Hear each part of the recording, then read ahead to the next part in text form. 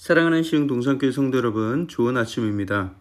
추석 연휴 덕분이라고 해야 할지, 추석 연휴 때문이라고 해야 할지, 여튼 금요일 주말이 빨리 돌아왔습니다. 오늘 저녁엔 TGIF 월십이 있는 날이죠. 우리가 기도와 간구로 우리의 시선을 하나님께로 향하게 되기를 축복합니다. 여러분, 거의 모든 스포츠 경기에는 경계선이 있습니다. 축구나 야구 같은 경기에도 필드에 선이 그어져 있죠. 만약에 운동 경기에 경계를 나타내는 선이 없다면 어떻게 될까요? 아예 아수라장이 되어버리고 말 것입니다. 씨름이나 복싱 같은 격투기도 다 경계가 있고요. 심지어 마라톤 같은 경기에도 반드시 따라가야 할 선이 있습니다. 그 선을 벗어나서 달리면 실격이 되는 것이죠.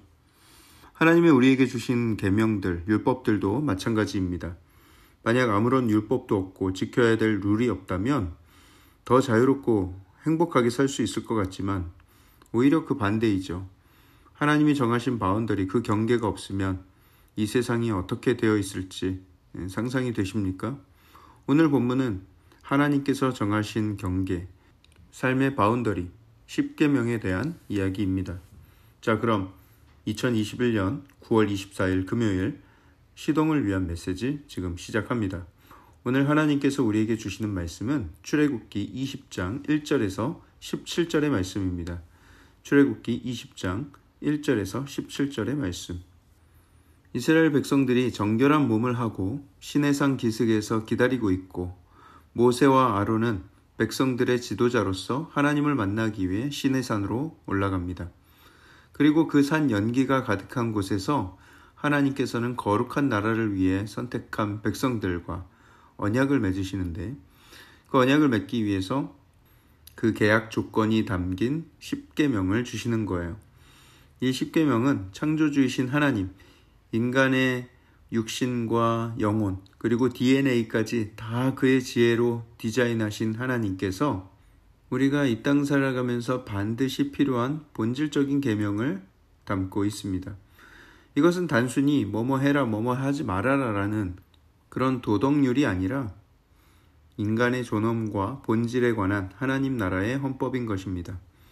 위에서 말씀드렸듯이 우리는 경계를 싫어하고 행동에 제약을 받는 것을 너무나도 싫어하지만 오히려 이런 경계가 있기 때문에 우리의 삶에 질서가 있고 안정과 평화가 있을 수 있는 것입니다.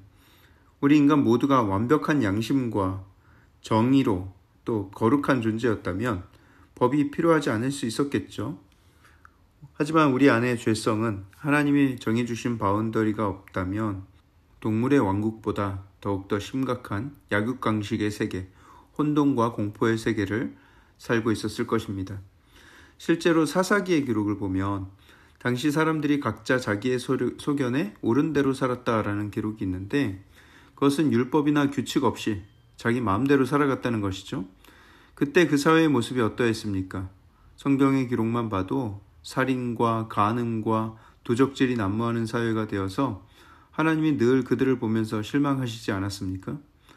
법이 무너지고 제기등을 하지 못하면 사회가 완전히 정글과 같이 되어버리는 것이죠.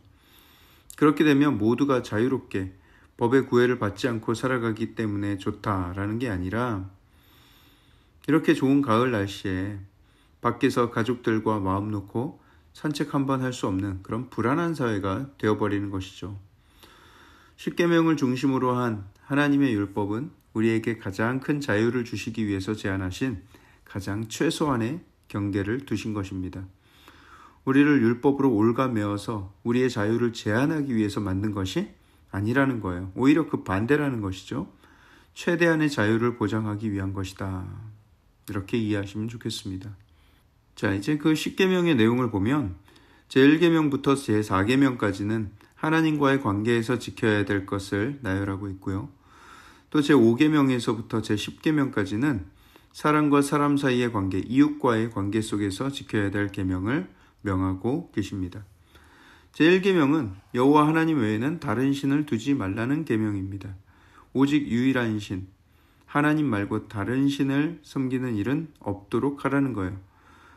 세상의 신이 여호와 하나님 한 분뿐인데 당연히 하나님만을 섬기는 것이 맞죠. 다만 그 하나님을 알지 못하고 인간이 만들어낸 다른 신과 우상을 섬기는 일은 하나님이 가장 가증하게 여기신다는 것입니다. 그래서 하나님은 가장 먼저 말씀하신 거예요. 그리고 또 말씀하시죠. 그와 같은 맥락에서 다른 신은 없다. 오직 여호와 하나님뿐이다. 다만 너희 스스로 우상을 만들어서 그 앞에 절하지 말아라 하면서 제2계명을 같은 맥락에서 주시는 거예요. 그 우상 숭배에 대한 형벌은 3, 4대까지 이른다 말씀하셨습니다. 다만 하나님을 사랑하고 하나님의 계명을 지키면 그에 대한 은혜는 1000대까지 베푸시겠다 약속을 하십니다. 형벌은 3세대에 이르기까지, 하지만 은혜는 1000대까지. 여러분, 이게 얼마나 자비로운 하나님이십니까? 실제로 아브라함에게, 다윗에게 약속하신 그 은혜가 지금도 여전히 흐르고 있음을 볼 수가 있죠. 이스라엘 백성들뿐만 아니라 예수 그리스도를 통해서 언약 백성이 된 모든 믿는 자에게, 우리들에게도 그 은혜가 흐르고 있다는 것이죠. 하나님을 사랑하며 계명을 지키는 자들에게 하나님은 끝없이 은혜를 베푸시는 분입니다. 또한 우리는 하나님의 이름을 망령되이 불러서는 안 됩니다. 습관적으로 하나님을 찾는다거나 희화한다거나 심지어 저주나 욕설에 섞어서 부른다면 하나님은 반드시 그 죄를 갚으실 것이라는 거예요. 그렇게 함부로 부를 수 있는 이름이 아닙니다. 그 이유에서 유대인들은 성경의 야훼, 여호와라는 이름마저도 성경에 나오는 그대로 읽지 않고 아도나이라는 단어를 대신 삽입하여 읽습니다. 아도나이는 나의 주님이라는 뜻입니다. 우리 기독교 전통에서는 하나님의 이름을 망령되이 부르지 않는다라는 그 명령을 이해할 때 그런 형식적인 규범으로서 지키라는 의미로 이해하지 않습니다. 우리의 삶에서 우리의 태도가 그의 이름을 경외할 것을 말씀하신 것으로 보기 때문에 여호와 또는 야훼라는 이름을 있는 그대로 발음을 하되 우리는 그 이름을 두려운 마음으로 읽어야 하겠죠. 물론 유대인들이 이 제3계명을 지키기 위해서 여호와라는 이름을 아도나이라고 바꾸어 부르는 것은 참 선한 노력이라고 생각을 합니다. 그리고 네 번째 계명은 안식일을 거룩하게 지키라는 계명이죠. 안식일을 거룩하게 지키는 것은 언약 백성으로서 반드시 지켜야 될 계명으로서 하나님을 섬기지 않는 이방 민족들과 굉장히 뚜렷한 삶의 표징으로 나타나기도 했습니다. 일주일에 한 날을 정해놓고 아무 일도 하지 않으면서 거룩하게 쉬는 것, 이것을 지키는 것은 쉽지 않은 일이었을 것입니다. 유목민으로 살아갈 때도 그렇고 농사를 지을 때도 그렇고 이 안식을 정해놓고 지키기란 보통 힘든 일이 아니었을 거예요. 안식일이 되었는데 파종하기에 너무 좋게, 씨 뿌리기 너무 좋게 비가 내리는 거예요. 옆집 다른 민족 사람들은 밖에서 열심히 씨를 뿌리는데 나는 안식일이기 때문에 아무것도 안 하고 집에서 쉬는 것이죠. 하나님의 명령이기 때문에 예배와 말씀으로써 그 하루를 온전히 보내는 거예요. 오늘 내가 일을 하지 않아도 하나님이 또다시 비를 내려주실 것이라는 그 믿음. 내가 오늘 씨를 뿌리지 못하지만 분명히 더 좋은 날을 주실 것이라는 그런 믿음이 있어야 오늘 이 안식일을 온전히 누릴 수가 있는 것입니다. 그런 믿음이 없는데 불안한 마음으로 보낸다면 그것은 하나님이 원하시는 안식일의 모습은 아니겠죠. 물론 불안한 마음으로 밖에 나가서 일을 하기 시작한다면 그것은 대놓고 반항하는 것이 될 테고요. 결국 제1계명부터 제4계명까지는 하나님에 대한 믿음, 하나님에 대한 사랑을 강조하고 있는 것입니다. 그리고 나머지 6계명은 이웃사랑을 강조하고 있습니다. 가장 기본적으로 넘지 말아야 할 선을 말씀하고 있는데요. 이것을 지키면서 살아가는 것이 우리의 삶에 부담스럽고 괴로운 것이 아니라 우리를 가장 하나님의 형상답게, 인간답게 살게 만드는 하나님의 규율인 것입니다. 이 계명을 주신 하나님께 감사하며 이 법을 지키기 위해서 부단히 애쓰는 저와 여러분들 되길 축복합니다. 그리고 혹시나 해서 말씀드리지만 율법을 다 지켜야 구원을 주겠다라는 것이 아닙니다. 우리가 이미 구원을 받은 백성이니까 그 백성에게 율법을 주신 것입니다. 아까 말씀드렸죠? 계약이라고. 계약은 하나님의 백성들과 하는 것이지 구원과 상관없고 하나님의 백성도 아닌 사람들과는 계약을 맺을 필요가 없습니다. 이것은 구원받은 백성에게 주신 말씀입니다. 구원은 율법을 지켜서 얻은 것이 아니라 은혜로 값없이 얻게 된 것이고요.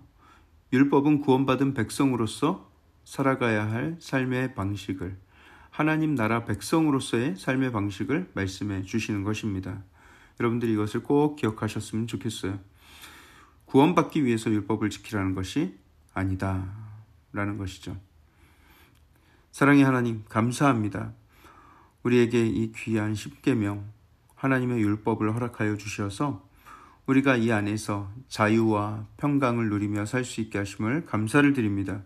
이것이 우리를 올가매는 족쇄가 아니라, 이것으로 우리가 구원을 얻는 것이 아니라 하나님께서 이미 구원을 얻게 하셨기에 우리가 당연히 천국 백성으로서 이 율법을 지키며 또 이 안에서 자유와 평강을 누리며 살 수 있게 하신 것을 감사합니다. 우리가 그것을 기억하며 늘 즐겁게 하나님의 법을 지키며 살아가는 우리의 삶이 되게 하여 주시옵소서. 오늘 하루도 온전히 하나님께 맡겨드립니다. 이 모든 말씀을 살아계신 예수 그리스도 이름으로 감사하며 기도합니다. 아멘.